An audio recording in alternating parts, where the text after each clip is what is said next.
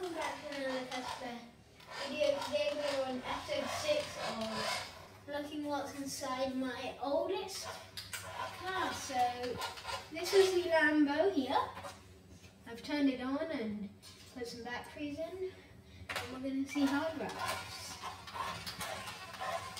Yeah, it's not that well, but it is better than it used to be.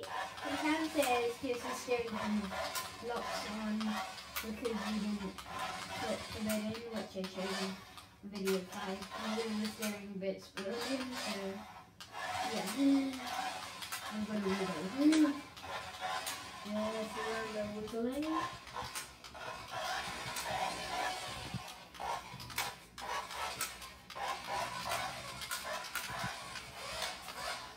That's the reverse.